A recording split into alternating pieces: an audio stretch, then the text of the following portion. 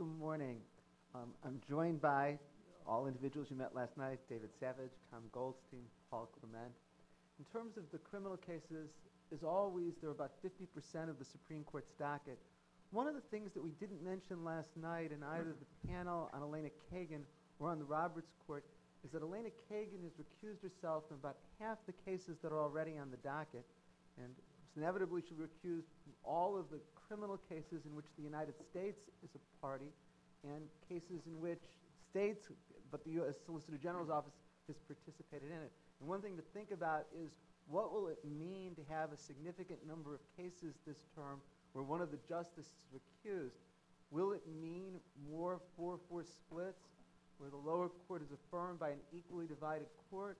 Or will this really show Chief Justice Roberts' ability to find some narrow ground upon which there can be a majority so there's not the 4-4 splits?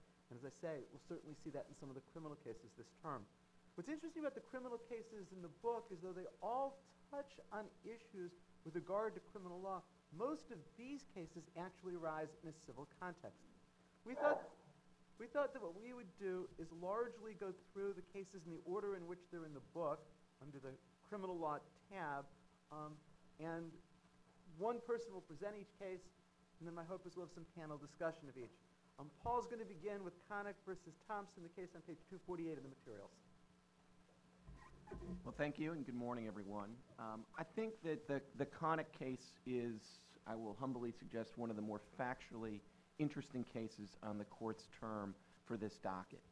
There is an ongoing debate among, death penalty opponents and advocates about whether or not we have ever executed an actually innocent individual.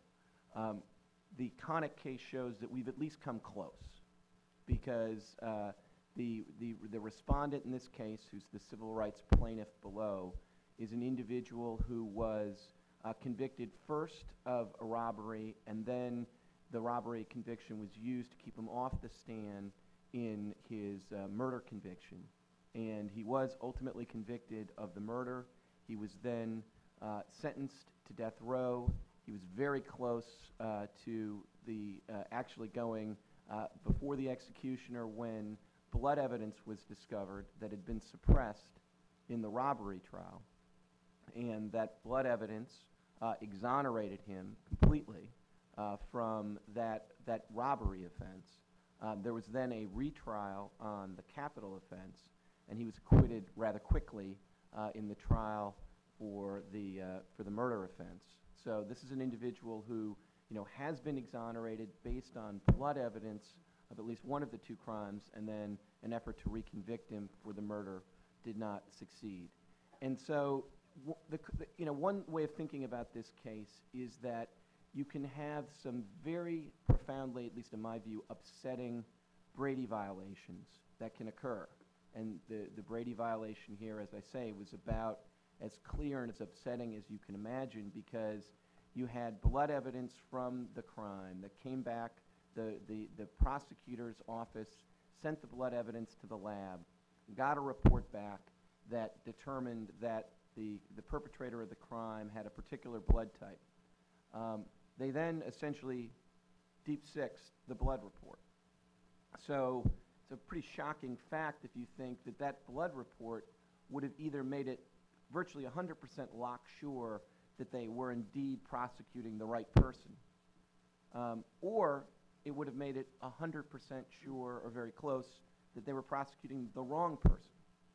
Yet nonetheless, essentially, at a minimum, being profoundly indifferent to the basic question of guilt or innocence, they kind of knowingly do not produce that report to the defendant, even though, like I said, it's probably the most core Brady material imaginable. Now, the problem is that our civil justice system doesn't provide an obvious remedy for somebody who's been convicted based on an egregious Brady violation. Because the most straightforward way to remedy that violation under our system of civil remedial statutes would be to bring a 1983 action against the prosecutors that engaged in this willfully unconstitutional action. But there's a problem. It's called absolute immunity for prosecutors. And there is no question that the Brady obligation is a trial obligation that is protected by the absolute immunity of prosecutors. So if you are representing an individual who has been wrongfully convicted based on an egregious Brady violation, you need to find an alternative way to proceed with your suit. Now, last year I was involved in a case that involved Brady violations, but also involved some conduct of the prosecutors that essentially predated the misconduct of the prosecutors that predated the Brady violations. And so an effort was made to sue the prosecutors for their earlier conduct in the case. That's a case called Pottawatomie County that actually settled after argument. But that's one way to try to avoid the absolute immunity, because the prosecutor's absolute immunity only attaches at trial. The second route is what's at issue in the Connick case, which is to sue not the individual prosecutor, but the municipality, the head of the office of the district attorney in this case, Harry Connick, who ran the district attorney's office in New Orleans. You essentially sue the municipality or the DA on the grounds that the failure to provide adequate, or in this case, any Brady training was the cause of the underlying violation. That is the theory that this suit proceeded under. That is the theory on which it went to the jury. The jury found that that case had been proven and that the failure to train here was the cause of the violation. Under the plain text of Section 1983, that would seem to provide a basis for recovery, because Section 1983 provides a remedial action for somebody who's caused a constitutional violation. And the theory here goes that the municipality has caused the violation by providing no training in this situation. The Fifth Circuit, a panel of the Fifth Circuit affirmed that decision. Then the Fifth Circuit granted en banc review and split evenly, which means essentially that there was, at the end of the day, no Fifth Circuit opinion on this. A cert petition was filed, and in the absence of a circuit split, the Supreme Court took this case. Now, in trying to figure out why the court took this case, I mean, there wasn't a clean circuit split on this issue of whether you could have this kind of failure to train claim in a Brady situation. And so it's probably a fair guess that some of the justices on the court may be skeptical of allowing this kind of claim to go forward. On the other hand, it's interesting because the real legal issue that's teed up here is whether or not you can have this kind of action going forward in the absence of a pattern or practice of prior Brady violations. Now, that strikes me, if that's the legal issue that the Supreme Court tees up, that's a difficult issue for justices who are skeptical of this conviction to adopt that theory, because there's really nothing in Section 1983 that suggests that you need to show a pattern or practice of prior violations. Section 1983, as it's been interpreted by the court, requires you to show deliberate indifference to the risk of constitutional injury. Surely ignoring a pattern or practice is powerful circumstantial evidence of that, but it doesn't seem like it's the only way to provide that kind of evidence. But that's essentially the nature of the issues that the Supreme Court will be wrestling with in this case. David or Tom? I'll sort of pick up on that theme, because I've got two cases to talk about that have an issue of simple justice buried deep in the layers of legal procedure. Issue number one is the case of Skinner versus Switzer. Could we, before we do Skinner, talk Sure. a little bit about this case? If there are any comments on I'm the sorry. on the I thought Connick you case? No, wanted to go on no, that's okay. Sure. Sure. Any thoughts about the Connick case before we go down to You go ahead. Skinner? Well, I do think it's really interesting what the fate of prosecutorial immunity is in this court. The court has become more conservative, and you intuitively believe that the court's going to be more protective of the prosecutorial function. But over time, the court has gotten a series of very egregious cases. The Pottawatomie case was just an extraordinary set of facts, this one as well. And you just get the feeling that there is a struggle out there to try and not close the door to relief entirely. I mean, the conventional wisdom was that Paul, who represented the plaintiff defendants, the individuals who had been the subject of the gross misconduct in Pottawatomie, were going to prevail in that case, that they had found in the pretrial misconduct of the prosecutors the sufficient hook to be able to get into court.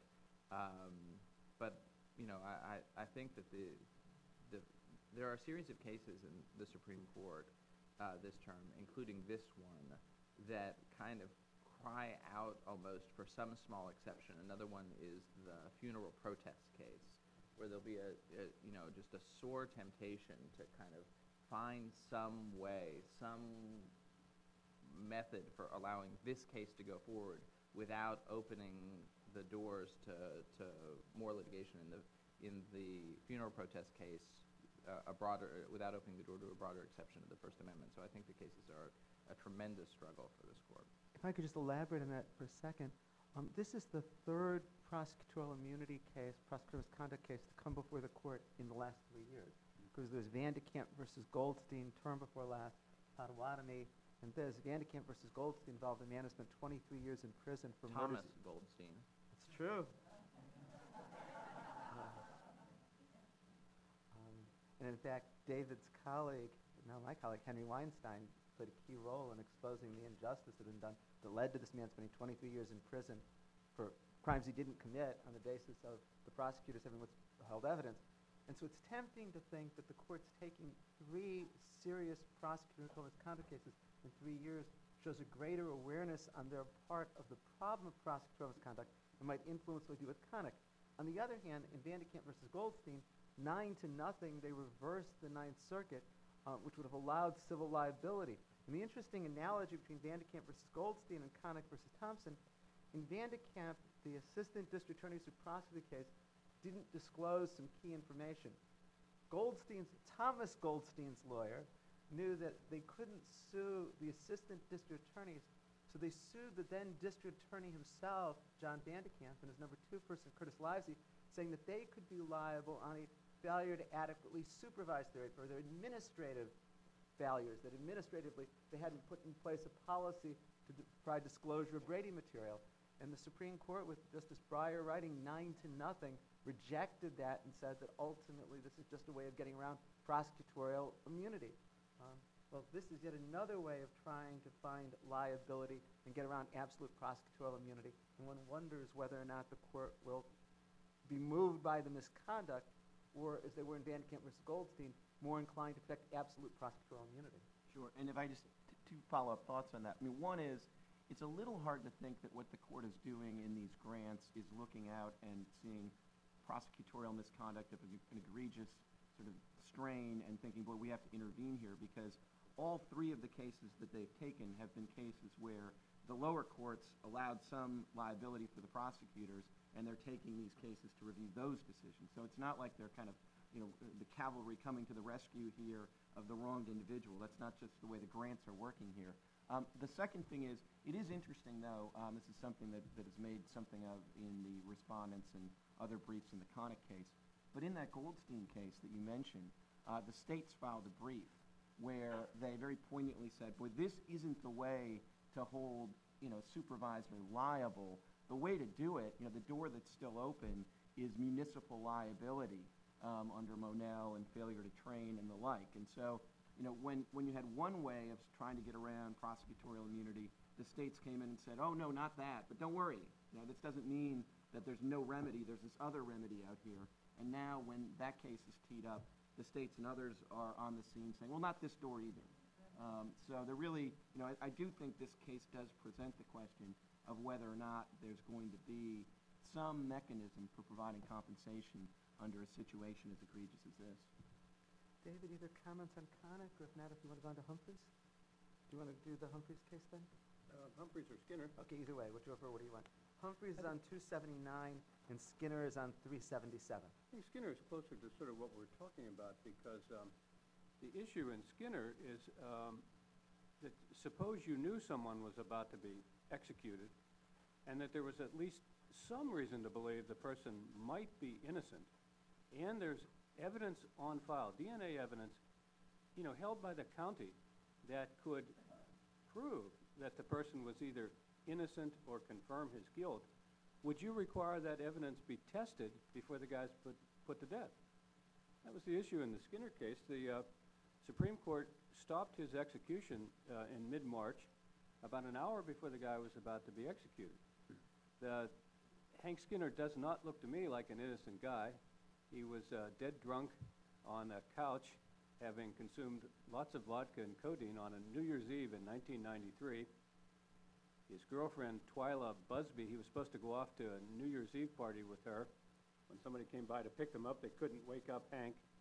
She went off to the party, and there she apparently didn't want to stay too long because she had an uncle who was an ex-con and made a series of what's said to be crude sexual advances to her.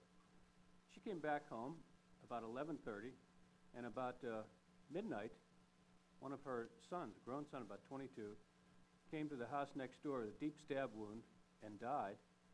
Police came to Twyla's house. She was in the living room, beaten to death, blood all over the place. Her other son was stabbed to death in the bedroom. Trail of blood leading out of the house, about 4 houses down. They find Hank Skinner hiding in a closet of his other girlfriend's house.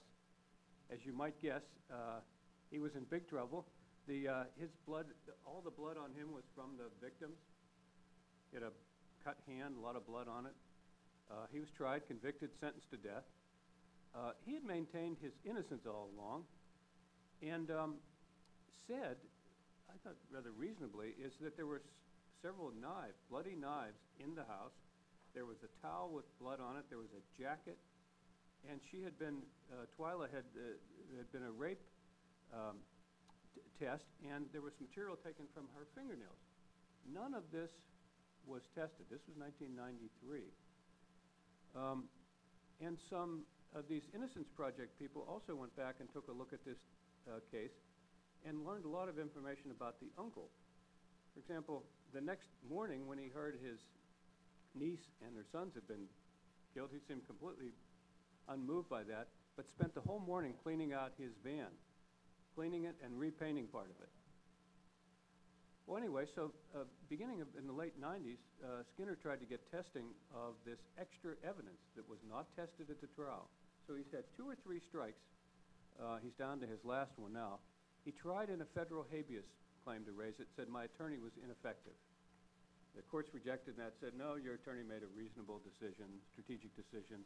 Once the first test came back showing it was your blood, chose not to test any further. Texas then passed a separate law in about 2001. All 50 states have these laws that, under some circumstances, allow DNA testing. But the Texas law said something like the new evidence must do something that would show you're actually innocent. And the Texas judge said, oh, this extra testing wouldn't do any good because just the fact that there was some other person's blood there wouldn't confirm that Skinner was innocent. I found that a strange conclusion. It seems to me if you came back and there was material under her fingernails that came from somebody else, that would suggest somebody else did the crime. But anyway, so he lost in the federal habeas, he lost in the state procedure, and then about several months ago, he tried to file a civil suit, 1983, saying, I'm being deprived of life without due process of law. I should get a chance to test the evidence. That lost in a federal magistrate. The Fifth Circuit rejected it. So it came up to the Supreme Court on the eve of the execution, and as I say, the court stopped the execution, is now going to hear the case. I think the difficulty from the court's point of view is, do they want to open another whole area for prisoners to go back and challenge their convictions? And so that's the case of Skinner versus Switzer. Do you want me to say something about Humphreys too? You want to talk about that case first? Okay, sure. Thoughts about? Well, David, what do you think that, given the court's previous DNA testing jurisprudence and what it said so far, what do you think that? Well, you remember, was it Osborne is a 5-3 or 5-4 vote? The Chief Justice said, there's no freestanding right for DNA testing, and they didn't want to open that door. Now, of course, they did turn around and then grant this case. Osborne was not a death penalty case. This seems to me a much more compelling situation, but I don't know the answer. I assume it's going to be up to Justice Kennedy. Is there a way to write a narrow opinion that in some extreme situation, for example, if this had been a burglary from 15 years ago, does anybody think you could reopen your case and get new testing because there's some untested evidence? You'd probably say no. On the other hand, do you really want to put somebody to death when there's untested evidence? By the way, I should say it's very unclear to me why in the world the district attorney in this County in North Texas, why not test the evidence? They've gone through all this legal fight not to test this evidence, and there's a crime lab in California said they do it for free. And they say, well, he's gaming the system. It's a matter of principle with us. We've been around and around with this guy. We don't want to test this evidence. I assume the evidence probably would confirm his guilt, but it sort of raises the question when they don't want to test the evidence. Osborne was also a civil case, and what was interesting, there's a couple of the justices concurred in the judgment and said we shouldn't be allowing this civil case to be the way in which people get criminal relief. And the Supreme Court has generally been very reluctant to allow civil suits like 1983 suits provide relief in a criminal case. Heck versus Humphrey, for example, says you can't bring a 1983 suit that effectively challenges a conviction until the conviction is overturned. And I think that's going to be the largest obstacle that's faced here. Right. Anyone else? Humphreys? Well, Humphreys is in my view, is a simple justice question of a different sort. Suppose you're a parent who has been falsely accused of child abuse, and you're put on a state index in California. All the 50 states have this too. You get listed on the state index as a child abuser. In this case, Craig and Wendy Humphreys had a sort of rebellious teenage stepdaughter who took their car, drove back home to Utah to stay with her mom, moved back with her mom, and reported that she had been beaten up and abused by her parents. They called the LA County Sheriff. They went out and arrested the Humphreys. They took away their kids. As I say, listed them on the state index as child abusers. Wendy is a special education teacher. This is in 2001. Within a couple months, they got a juvenile court hearing in Southern California to say the Humphreys were factually innocent. This was a false report. The charges were dismissed. It's 2010, and they're still on this list. In 2008, they won a decision before the California Supreme Court saying that it's unconstitutional to have, because there's no process to clear your name. California has no process at all. When I call the people in Sacramento, they say, oh, well, we can't take anybody's name off. That's up to the county. And so if I call the county, they say, we can't. I mean, it's the state's index. We can't remove anybody. It's the state's index. So they've been going around like this. And the Supreme Court has taken it and is probably going to make the situation worse. After this victory before the Ninth Circuit, so far meaningless victory, as I say, the attorneys sought attorney's fees for having prevailed in the civil rights action. The Ninth Circuit agreed something like $500,000 in attorney's fees, 90% state, 10% LA County, $50,000. LA County filed a cert petition saying, we can't be forced to pay attorney's fees.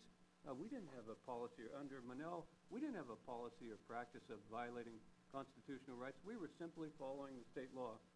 That's the case the Supreme Court's going to hear on October 5th. Los Angeles County versus Humphreys to shield LA County from the attorney's fees.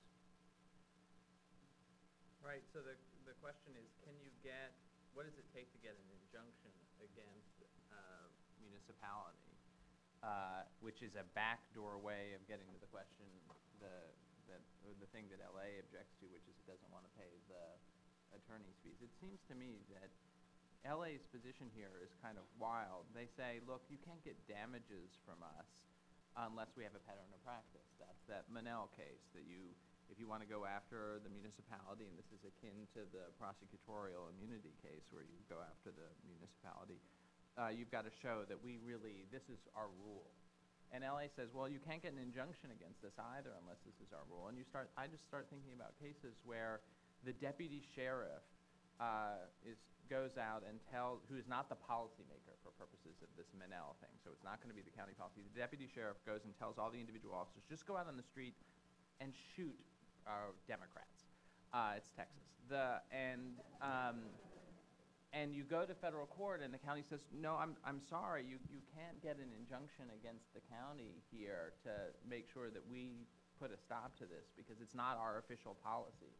The idea that the rules governing damages would be the same as the rules governing injunctions, so that you can't, it doesn't seem like the question whether you should be able to stop a municipality from violating your constitutional rights going forward should depend on whether they have an official policy of violating your constitutional rights. Okay, you're only going to violate my constitutional rights once. I still would prefer you not do it. It doesn't seem like they should be able to stop the federal courts from stepping in that situation. Yeah, and I just think, it's just interesting that this case gets up there in the context of an attorney's fees dispute because, last year the court had a couple of attorney's fees cases before it. I think it's fair to describe the kind of working majority of the Supreme Court right now as not being overly generous in awarding attorney's fees under Section 1988.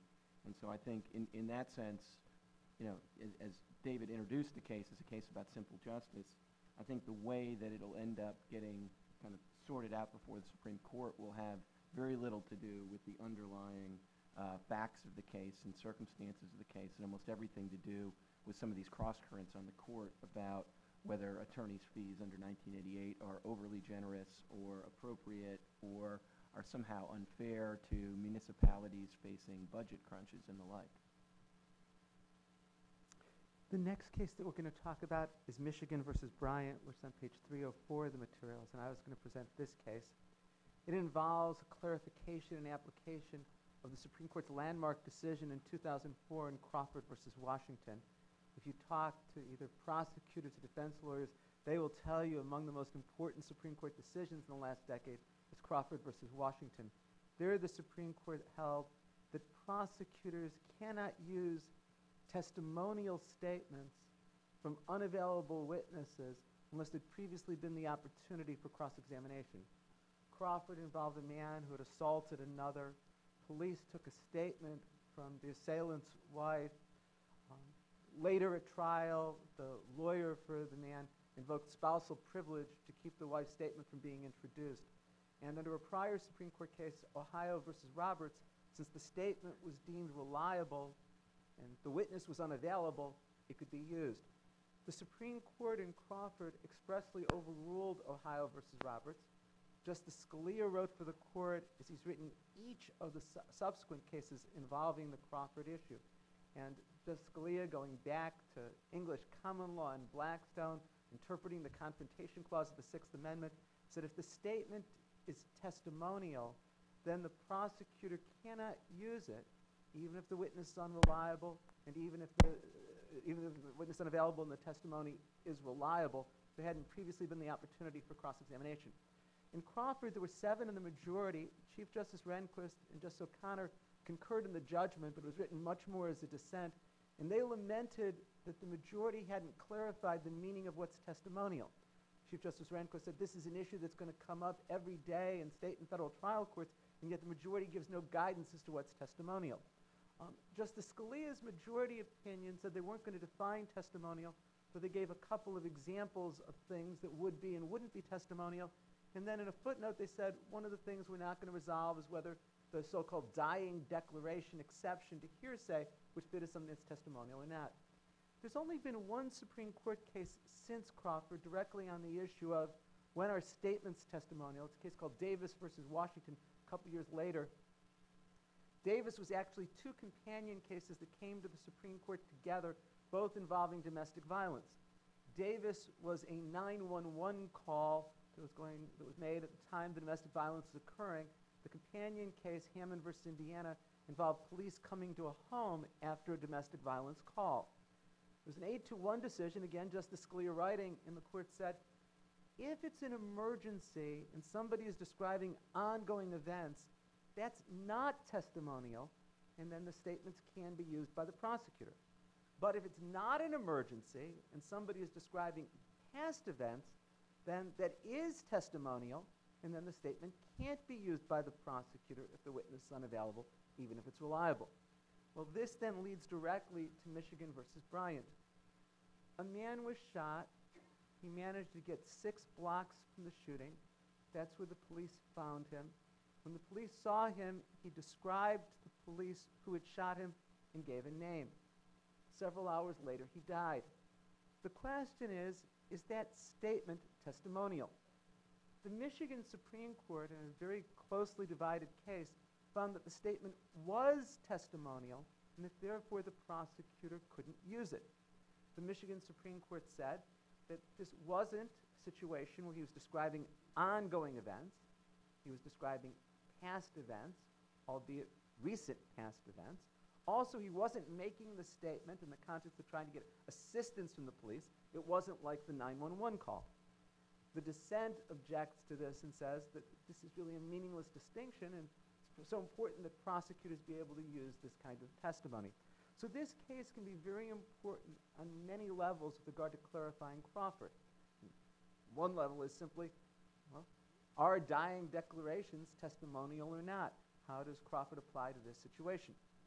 Also, the last case applying Crawford was a 5-4 decision, also hotly contested. It was Melendez-Diaz versus Massachusetts in June of 2009, and it involved whether Crawford applies to laboratory reports.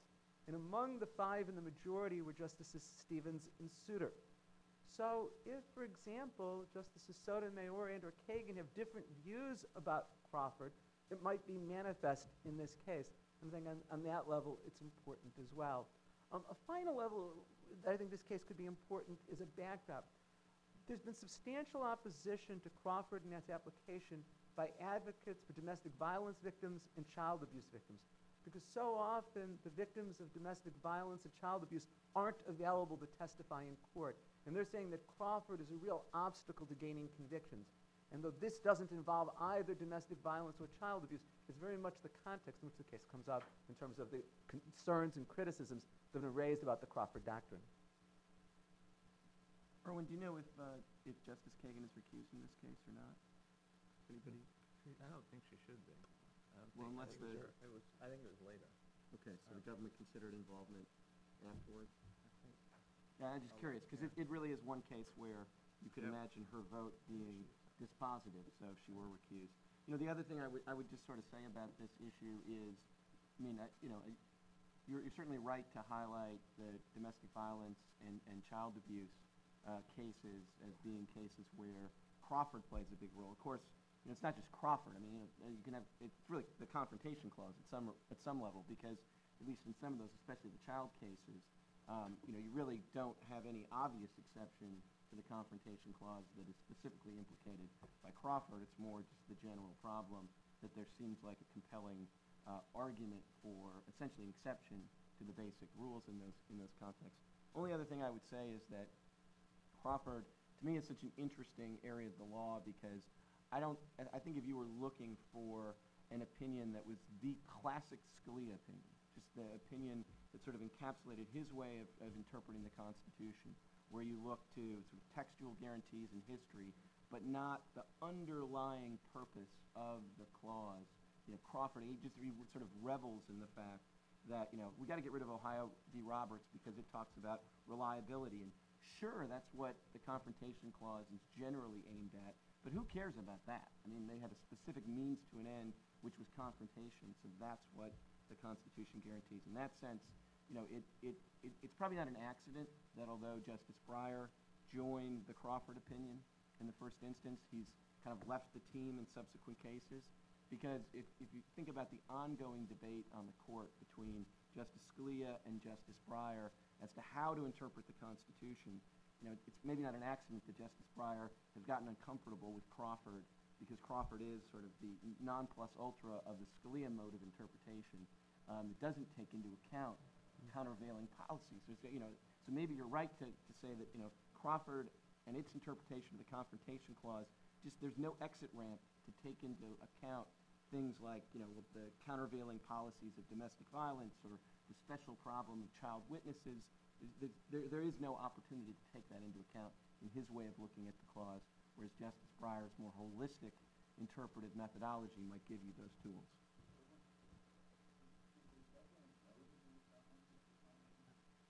That's certainly implied by, I mean, he was gravely wounded.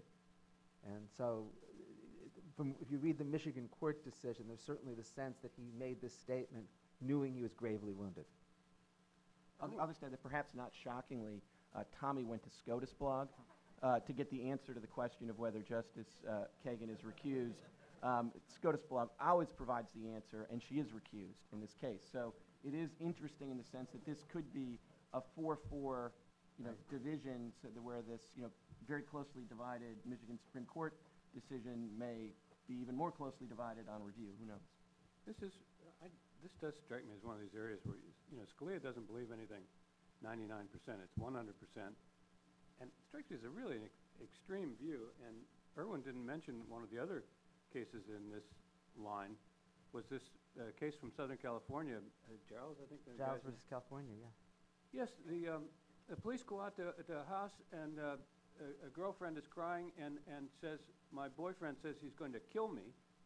3 weeks later, guess what? She gets killed. And the question was, in the first trial, the police officer took the witness stand and told this story. The Supreme Court reversed on the confrontation grounds and said, Mr. Giles was denied the right to confront the witnesses against him.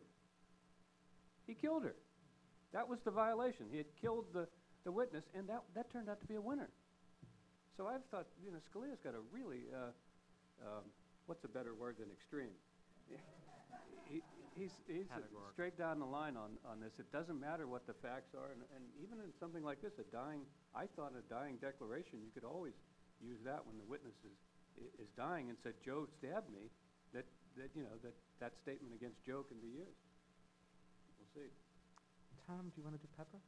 Sure. So Pepper is kind of going to be the foundational case that people will talk about for a long time on the question of, in the wake of Booker Fan, whether you can have a resentencing that accounts for post-sentencing rehabilitation.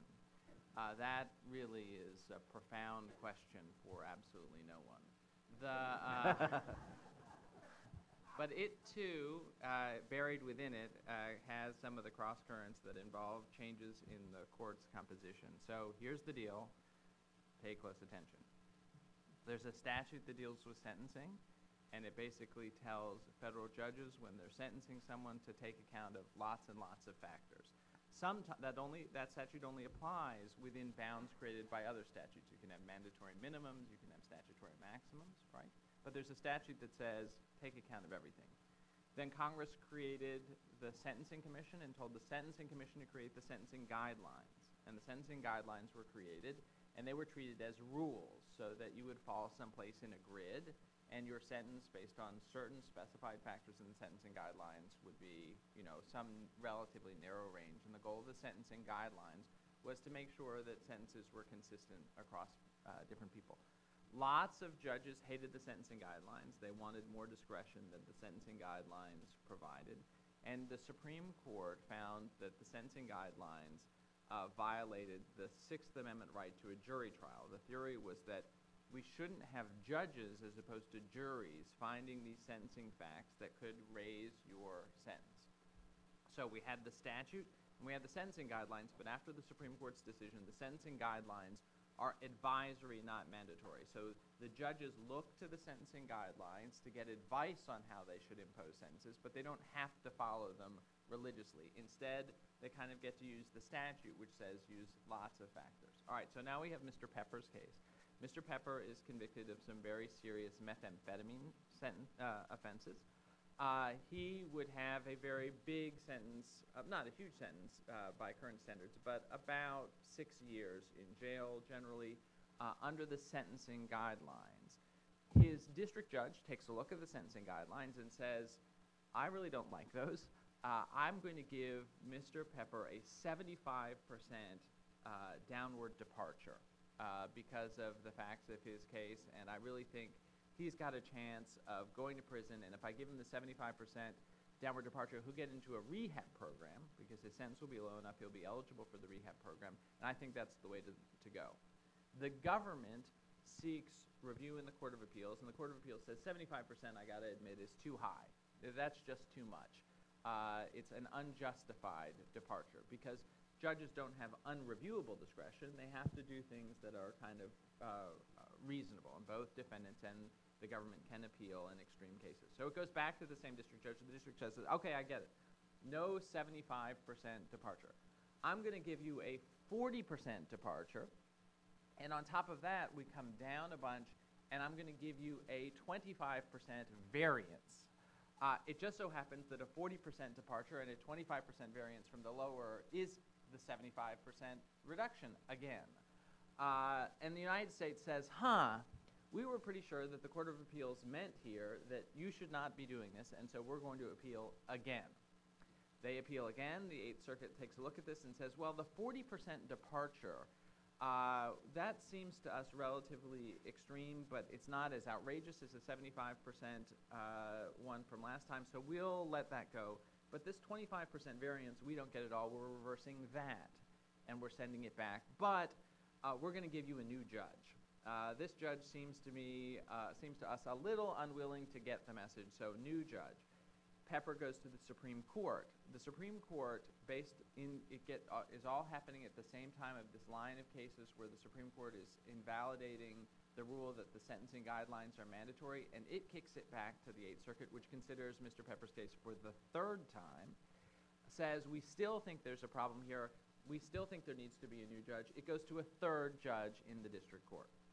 The third judge in the district court says, I'm not even going to follow the 40% departure that the Eighth Circuit gave him, said was okay last time, and I'm going to impose a sentence of 61 months. This goes back to the Court of Appeals. It goes to the U.S. Supreme Court, and the question presented is, what in the world is this case about at this point?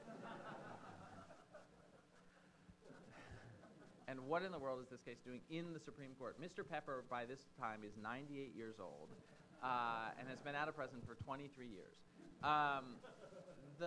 So here are the two issues the Supreme Court agreed to hear, and let me talk about why I think they agreed to hear the case on Mr. Pepper's appeal. The first one is a relatively narrow sentencing case that happens to be a question that happens to be in the case, and I don't think will interest the justices that much, and that is, remember at one stage in this case, the Eighth Circuit said that the 40% downward departure was okay. Did that bind the third and fourth district court resentencing? So the second time it went up, the Eighth Circuit said, we can live with the 40%. But when it went back down again, the new judges said, we're not going to follow the 40%. We're only going to give him 20% off. It's like you're promised a sale at Walmart, and you come back again and suddenly say, no, it's only 20% off rather than the 40% off you were promised. So at what point does the doctrine of law of the case, this part of the case is done, bind district judges? The answer is no one cares. But it's part of the case, and it will be decided. The more formative question is, what do we do with post-sentencing rehabilitation? So when the case went back the second, third, and fourth times to the district judges, the big fight was, can we give Pepper a break because of the fact that when he did go into prison, he really did great. He did his drug rehab. He was then released. He got married. He's held down a job. He has performed admirably as a citizen. Can we account for that? Go all the way back to the first thing I told you about, which was the sentencing statute and the sentencing guidelines. Almost every court of appeals on that broad statute that said consider everything believed that you could consider post-sentencing rehabilitation. But one court of appeals, this one, said no, because it's unfair. Post-sentencing rehabilitation only applies to defendants who get a sentence, go up on appeal, that sentence is reversed, and it comes back down again, right? Otherwise, the post-sentencing rehabilitation will never be in front of the district judge because they won't be considering the sentence after it's already been imposed. And that court of appeals said that's unreasonable because it treats people who don't have their sentences reconsidered differently. And so that's really the fight is, can you consider post-sentencing rehabilitation? Why is that in the Supreme Court? Two reasons, I think. The first is the United States of America. Remember, it kept taking appeals and trying to get this guy's sentence increased. Well, it kept taking appeals saying you can't account for post-sentencing rehabilitation. But the Solicitor General has abandoned that position and switched positions and said, yes, you can. So when the United States confesses error like that, which it very rarely does, the Supreme Court takes a broader interest in the case and appointed an amicus. So this is the unusual case in which it's Pepper versus the United States, but it's actually Pepper and the United States against a former clerk of Justice Alito, who has been appointed to defend the judgment in the case. So they are arguing that you can have the reduction together, and the United States Supreme Court has appointed someone, a private party, to argue in defense of the Court of Appeals ruling here. And I think the fact that the United States was not defending the sentence here generated additional interest. The second one, and it's the one that's akin to the change in the court's composition when it comes to the confrontation clause, is, remember I said this was all occurring in the backdrop of the Supreme Court invalidating this binding nature of the sentencing guidelines. Well, there is a sentencing guideline that says you can't account for post-sentencing rehabilitation. And just like two of the members of the confrontation clause majority were Justice Stevens and Souter, so too two of the members of the majority that are part of this were part of this jury line of cases and going after the sentencing guidelines have been replaced as well. And so it's going to be a very interesting case to see where Justices Sotomayor and Kagan are on the effect of this sentencing guideline that says you should not be accounting for post-sentencing rehabilitation. That's great. Kagan would likely not be in this case. Yeah. We have about 5 minutes and one last case to do, and the last case I think is one of the most important on the docket. It's Schwarzenegger versus Plata, and Paul's going to talk about it. It's on page 339 of your materials. Okay, and let me start at the beginning by saying that I'm, counsel for one of the parties in this case, not Schwarzenegger. So, I may not have if I don't convey a pro-state view of this case, take it with a grain of salt. But the issue here is really what courts can do with really radical levels of overcrowding in a state prison system. The California prison systems, and by the way, Tom is counsel for one of the interveners in this on the other side, so he may be able to provide the pro-state view. I can't, because the California prison systems are really radically overcrowded. I mean, it's not like, okay, California's got a level of overcrowding like this, and then a bunch of other states are right here near it. I mean, California is a real outlier, it's off the charts. Why is that? Well, I think the reason, and David probably has a better perspective on this than a lot of people, but covering Supreme Court and other matters for the LA Times. But my own view is that California has been in such a budget crisis for so long that about the only thing that the state legislature can afford to do, is to be tough on crime. So they pass things like 3-strike laws, aided in some cases by the referenda process.